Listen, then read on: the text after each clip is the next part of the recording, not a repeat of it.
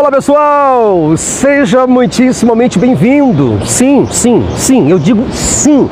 Você está no canal Além da Fé e eu sou o Jason Ferrer. Então saiba que é uma honra e um privilégio muito grande receber você que está aí do outro lado nos acompanhando. Você que está na região do Norte, Nordeste, Sul, Sudeste e Centro-Oeste do nosso Brasil. E para você que está fora do Brasil, receba o meu cordial e sincero abraço.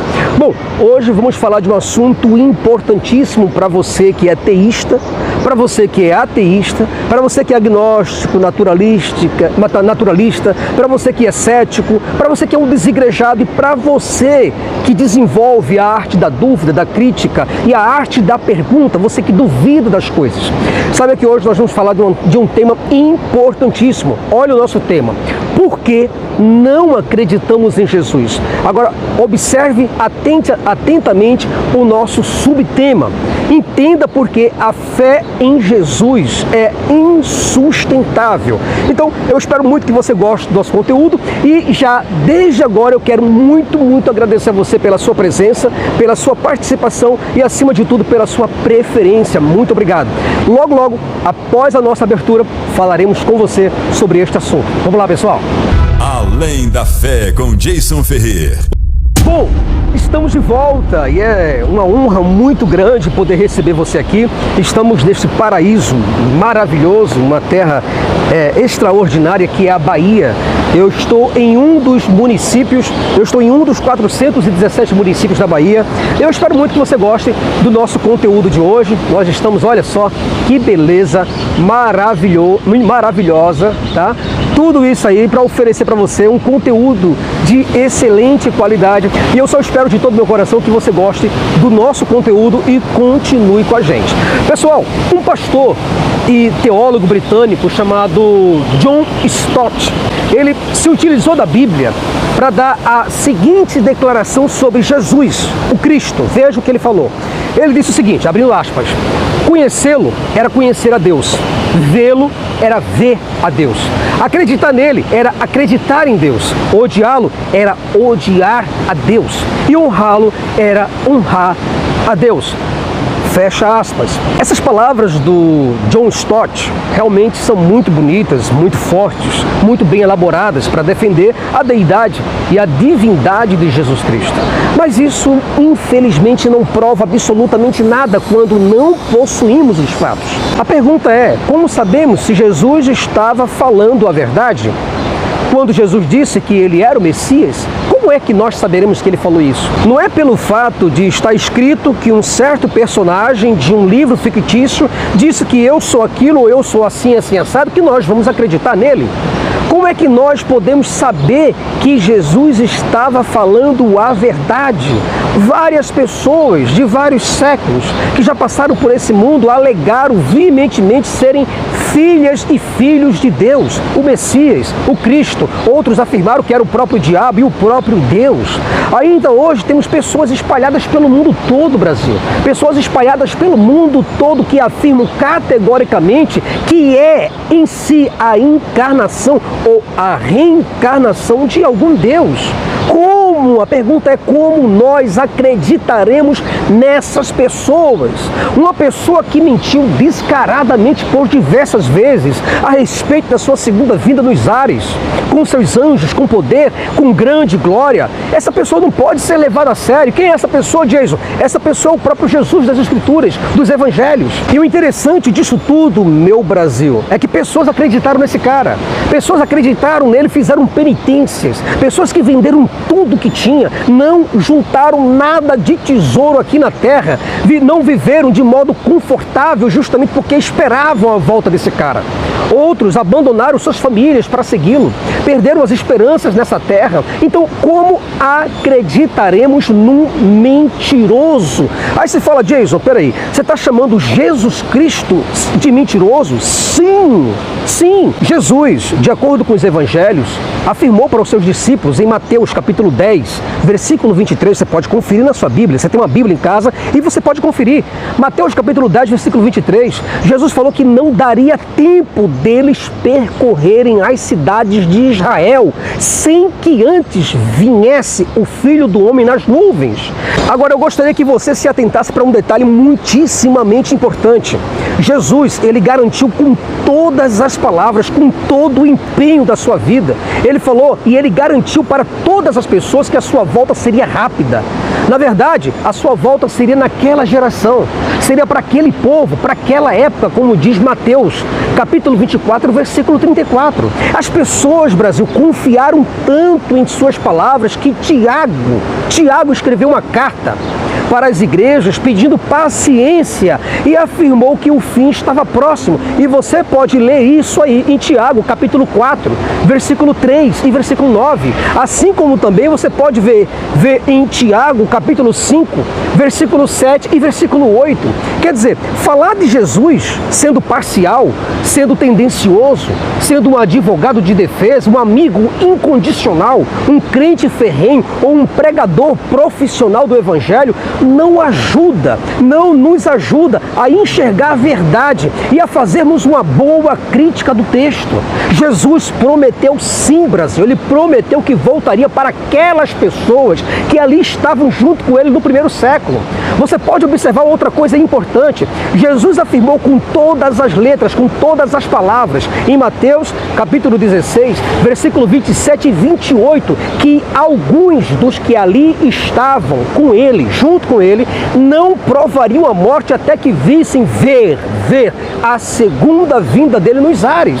As pessoas acreditaram piamente nessa profecia ou nesse profeta mentiroso, ou nesse falso Messias, a ponto de criarem expectativas em torno desse grandioso evento que não se realizou. Jason, mas espera aí, Jason, você está errado, cara. Você está errado.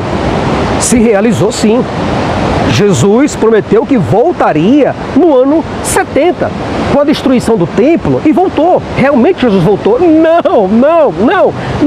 Não caiam nessa besteira dos preteristas. Não caia nessa besteira dessa teologia consumada. Jesus não voltou no ano 70. As evidências de todas as cartas, tudo que diz nas cartas, tudo que diz nos evangelhos, Jesus não voltou para realizar nada. A expectativa das pessoas é que Jesus voltaria, que arrebatariam, que os mortos ressuscitariam. E você não deve levar isso num sentido figurado, Brasil. A carta, por exemplo, escrita aos Hebreus, desde o primeiro capítulo ao último, capítulo 1 de Hebreus ao último, afirma que Jesus estava voltando e que isso não demoraria, porque todos já estavam vendo o fim dos tempos. Entenda que eu não estou falando de qualquer pessoa, estou falando dos próprios apóstolos, dos próprios discípulos, das igrejas que viviam ali na Ásia Menor. Eles todos estavam esperando com expectatividade a volta de Jesus nos ares. Pessoas vendiam tudo que tinham esperando esse tal desse Jesus. Observe, é só você observar atentamente esses versículos. Hebreus capítulo 1, versículo 1. Eles estavam vivendo nos últimos dias. Hebreus capítulo 9, versículo 26. O autor da carta aos Hebreus estava dizendo que eles estavam vivendo nos últimos dias. Olha, vivendo nos últimos dias. Hebreus capítulo 10, versículo 25, deixa bem claro que o dia estava se aproximando. Aí eu pergunto, que dia é esse que estava se aproximando? Ora, a vinda de Jesus. Veja aqui em Hebreus capítulo 1, Hebreus capítulo 9, versículo 27, agora Hebreus capítulo 10, versículo 25, mostra que o dia estava se aproximando. E em Hebreus capítulo 10, versículo 37, o escritor da carta, ele pede às pessoas para que o povo aguarde somente um pouquinho.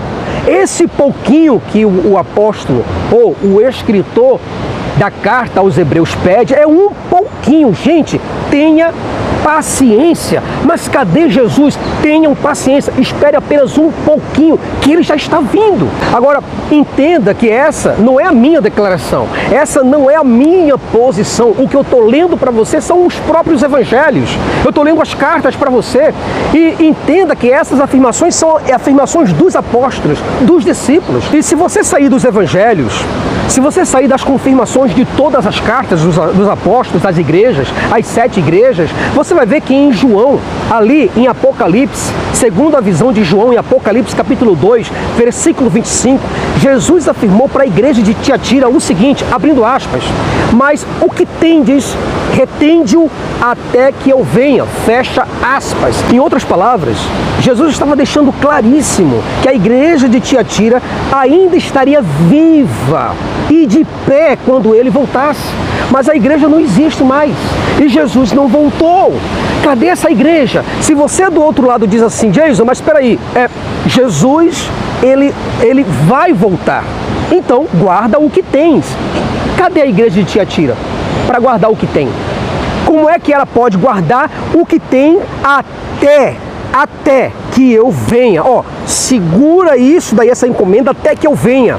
Então você não vai sair daqui sem que eu venha.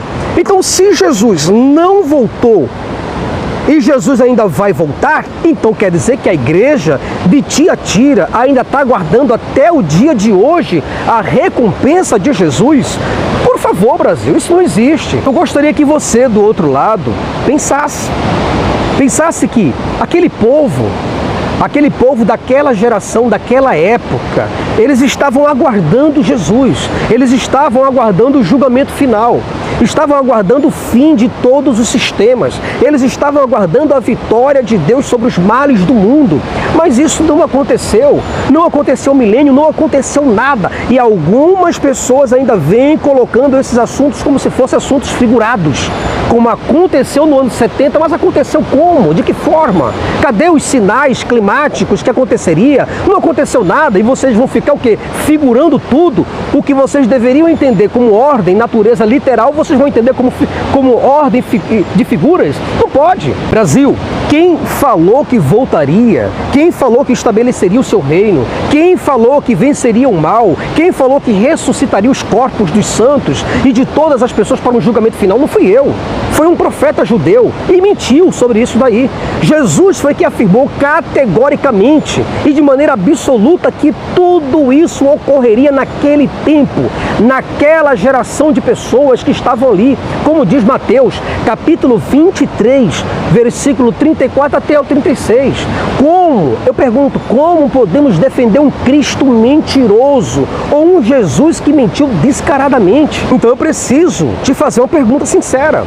Diante dessas questões, será mesmo que podemos confiar que Jesus de fato realizou milagres? Será que andou sobre as águas? Será que multiplicou pães e peixes? Será que transformou água em vinho? Será que ressuscitou? Não aconteceu nada dessas coisas, Brasil. Ainda que exista um livro afirmando que Jesus fez obras sobrenaturais, não podemos simplesmente chegar e acreditar. Ainda que nos digam que essas obras foram obras do próprio Deus, não adianta. Se não tem fatos, eu não posso acreditar. Talvez você me diga, mas Jason, as obras foram feitas pelo próprio Espírito Santo, pelo próprio Deus. Não creio nisso. Não creia nisso. Se essas obras não se repetem, se não podemos observá-las, se elas não podem ser praticadas nos dias de hoje, por que eu devo acreditar em milagres que desafiam as leis da natureza? Se você pratica milagres, você que está do outro lado, pratica milagres, se você anda sobre as águas, quer andar sobre as águas? Você anda sobre as águas? Você anda sobre as águas? Estou perguntando para você. Se você é um servo de Deus, Jason, o Evangelho de João, capítulo 14, versículo 12, deixa bem claríssimo, Jason, que todo aquele que cresce em Jesus faria as mesmas obras que ele faria. E ainda faria obras maiores. Então, se você do outro lado quer provar que essas coisas aconteceram, vem aqui, atravessa aqui, anda do outro lado, coloca aqui o teu pé, aí você não faz isso, não é verdade? Agora, se você não faz, por que você acredita? Acredita e você não pode reproduzir? Por que você não pode reproduzir? Aí você tem que me explicar isso. E você não me explica. Você nem explica e você nem faz. Você só acredita. Porque você só tem crença na cabeça e nada mais. Então, por favor, Se você não consegue praticar os milagres, se você não consegue fazer as mesmas obras que Jesus fez, se você não consegue fazer obras maiores do que a que Jesus fez, então não me venha cantar de galo para cá, por favor. Você não tem autoridade nenhuma sobre isso, você é somente uma pessoa doutrinada. Você não pode chegar para mim e dizer, mas Jesus ressuscitou sim, com qual prova? Qual é a prova que você tem que Jesus ressuscitou? Nenhuma. Todas essas coisas que você tem não passa de péssimas má interpretações, de fanatismos completamente exacerbados. Inclusive, o professor de teologia, John Dominic Crossan, certa vez ele afirmou o seguinte, olha o que ele afirmou, abrindo aspas, penso que ninguém, em lugar nenhum, em momento algum, possa trazer mortos à vida, fecha aspas. E eu, particularmente, concordo plenamente com esse teólogo, porque ele analisou os eventos supostamente milagrosos da Bíblia, mas de forma racional. Brasil, os céus da Idade Média, entenda bem isso, por favor, veja o que é superstição. Os céus da Idade Média estavam completos, estavam repletos, estavam lotados de deidades e demônios. Mas depois do telescópio de Galileu, aí essas entidades foram varridas dos céus pela incrível lente. Você olha para o céu, você não vê mais nada, está tudo límpido, está tudo maravilhoso, os céus da maneira como ele é, sem demônios, sem anjos lutando. O problema é que, infelizmente, nós ainda temos essas crenças inocentes, crenças no sobrenatural. Então, essas pessoas que acreditam no sobrenatural, pessoas que acreditam em milagres, pessoas que acreditam em demônios, em atuações, em guerras divinas entre os anjos e demônios, isso tudo são obras de ficção. As pessoas estão vendo muito filme de ficção que mostra manifestação de demônios, mas na vida real, ou dentro de um laboratório, ou dentro de um ambiente controlado, os demônios e os anjos simplesmente não aparecem, não se manifesta. Então é fácil os demônios se manifestarem numa igreja, diante de uma plateia de pessoas simples e de crianças. Aí sim os demônios se manifestam. Bom, pessoal, chegamos à conclusão de mais um vídeo e, como sempre, em todas as minhas conclusões, eu deixo sempre uma reflexão para você pensar. E na reflexão de hoje é o seguinte: eu pergunto para você, por que devemos confiar em um judeu ressuscitado, sendo que hoje nós não temos o menor sinal da sua existência? Por que acreditar? Onde está esse Jesus neste exato momento? Ninguém sabe. Nem os próprios advogados de Jesus, no caso os teólogos, os padres, os pastores, sabem onde é que Jesus está. Então, por que e para que precisamos acreditar em coisas sem o menor fundamento e sem o menor sentido e sem a menor racionalidade? Eu gostaria que você pensasse sobre isso. Bom, um fortíssimo abraço para você que acompanha o canal. Muito obrigado pela sua maravilhosa presença. Agradeço a você que compartilha os meus vídeos, a você que gosta do canal, a você que nos incentiva, a você que acredita que realmente nós podemos ir para frente e enfrentar esse sistema através da racionalidade. Agradeço muito a você, ao seu apoio, agradeço a você que compartilha, a você que é membro do nosso canal. Muito obrigado a você que é membro do canal.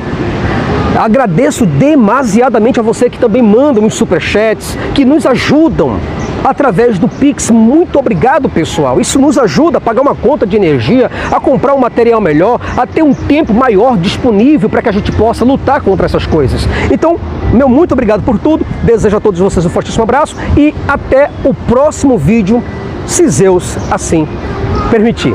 Tchau, tchau, pessoal.